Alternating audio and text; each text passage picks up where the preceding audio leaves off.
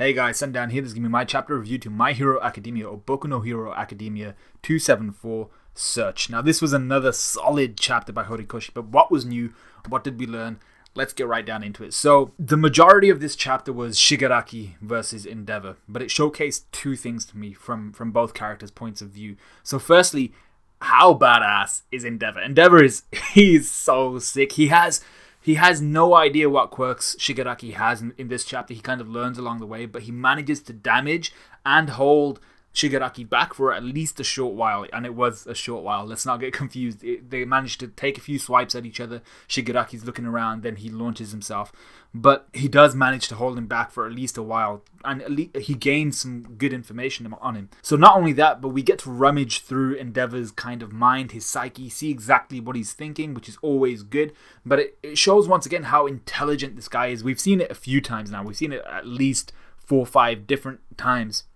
How intelligent, how smart, how quick thinking Endeavor is, and this is another situation. He's fighting a person who has been juiced up to the max juiced up almost to the max in Shigure Aki, and all the while he's just thinking about what types of quirks he must have based off of his observations. You know, when he does his Hell's Curtain and he sees Shigure Aki's flesh burning away, but then he's launching an attack against Endeavor, he's like, holy shit, he shouldn't be allowed to do that right now. He shouldn't be able to do that right now. And then he realizes, holy crap, this dude's regenerating really quickly as he was burning. Also, while Endeavor's kind of observing all of these quirks, he's shouting live commands to the other heroes on the fly in order to make sure the civilians are safe, but also the heroes themselves are safe. He even adjusts his own live commands as the situation unfolds and as the situation worsens, with Shigure Aki launching himself towards Deku in a bid to get one for all, I think. So props to Endeavor. He showed some major intelligence and just capability this chapter. I really like the fact that he was kind of learning and observing these quirks as he's going along, especially when he gets hit across the face and he gets sent reeling.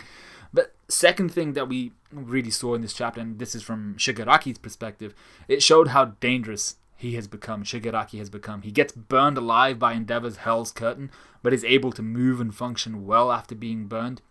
Endeavor notices that Shigure Aki is regenerating instantly, but what he didn't make mention of, which I was surprised about, was the fact that Shigure Aki didn't even wince. He didn't scream at the fact that he was being burnt alive. His flesh, we see as he's pocketing some quirk erasing bullets, which I didn't actually put in my notes because we've already addressed that last chapter. We don't know what he's going to do with it, but he does have those quirk erasing bullets for anybody who's still aware of those. I'm not sure how he's going to use them. They will come back in the future. This is the League of Villains we're talking about, now backed by the Paranormal Liberation Front. But going back to the main point, Shigure Aki didn't even wince at the fact that, and we see the musculature of his face. That's how badly he's been burnt. His skin has been completely annihilated on his face, and he doesn't scream in pain. He's not even grimacing. He's just completely calm about it. So Shigure Aki must have some sort of pain neutralizing or inhibiting quirk, some sort of neurotransmitter inhibiting quirk or something like that limits his ability to feel pain specifically. But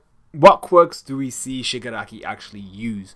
We see him use a high-speed regeneration quirk, much like, well, not as quick as Ichigo when he goes full hollow. We see some sort of pain nullifying quirk. Maybe that's part of the regen quirk. He uses an explosive quirk, which sends Endeavor reeling through the air. That's when he punches a hole through Endeavor's flames as Endeavor's got him on the ground, and his hand just shines and Endeavor goes flying.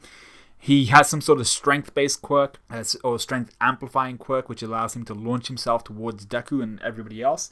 And he actually uses a quirk we're very familiar with. He uses Search, which was Ragdoll's quirk. He uses this to find one for all, and will no doubt use it for finding weaknesses in it or the other quirks around him. Now, most importantly, like Deku, Shigure Aki has this voice in his head telling him to go get one for all, whereas Deku's is telling him to stop all for one.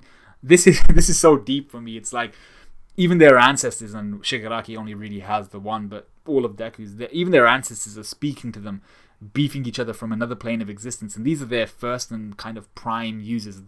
Well, not really prime users, I suppose. All Might was One for All's prime user, but even the initial user of One for All and the initial and only user of All for One, they're still beefing from this other plane of existence. Go stop him. Go kill him. And I'm just like, shit. Jeez, y'all need to calm down a little bit. And we get a little sad part in the chapter here where we see a quirkless ragdoll talking about how she could be helping everyone if she still had her quirk. Completely just unaware of the fact that her quirk is currently being utilized to track down a kid who's about to get murdered by Shigure Aki.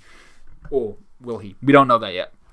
But I think if she knew that her quirk was going to be utilized that way, or is being utilized that way, she would be quite disappointed and hurt by that. So that was a little bit of a sad part. But we go back to what's the best part of this chapter for me, which is when Deku and Bakugo hear Endeavor's communications to Burnin. They hear that Shigure Aki made mention of One for All, so Deku and Bakugo both realize at pretty much the same time, pretty quickly, what needs to be done. What makes this part the best for me is that Bakugo isn't being an asshole to Deku.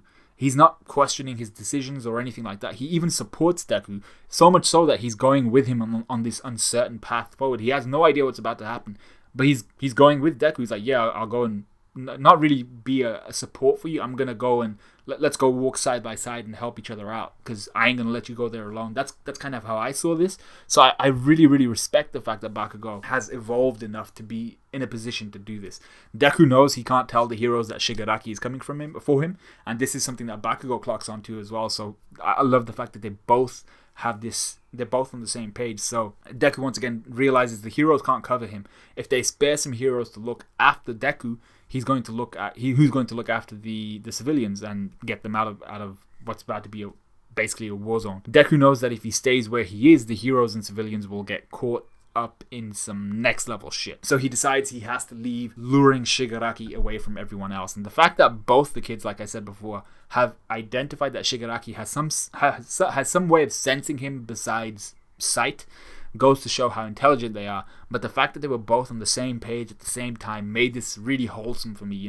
Bakugo's really empathizing a little bit.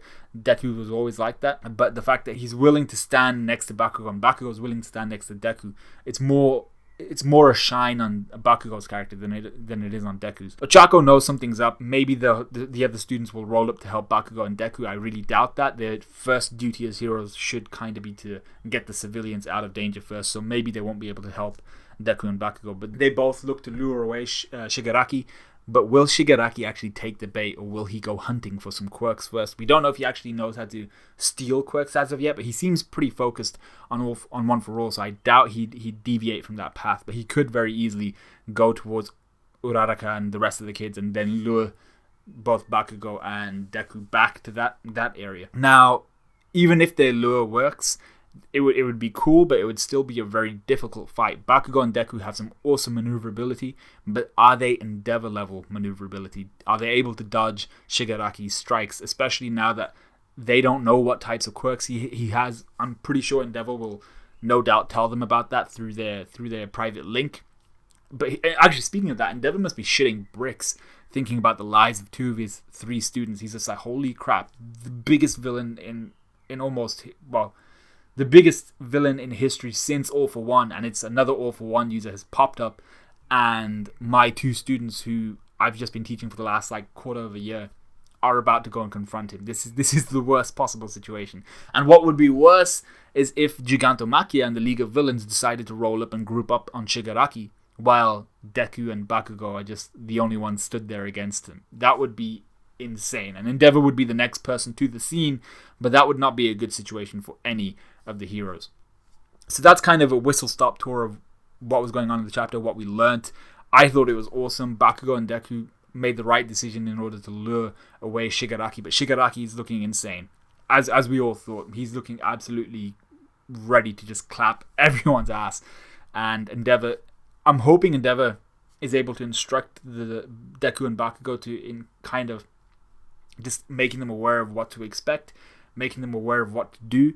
But I feel like he has to eventually get there and help them out. And maybe the other heroes like Burnin and the rest of the heroes who are making their way towards Endeavor, that maybe they'll roll up on Shigure Aki and help out a little bit. But that's when Gigantomachia is going to pop up and be like, surprise, mother chudders. So, really good chapter. I can't wait to see what happens in the next one. Let me know what you guys thought of this review. Let me know what you guys thought of this chapter. Like, comment, subscribe, all of that good stuff. And I will see you guys in a bit.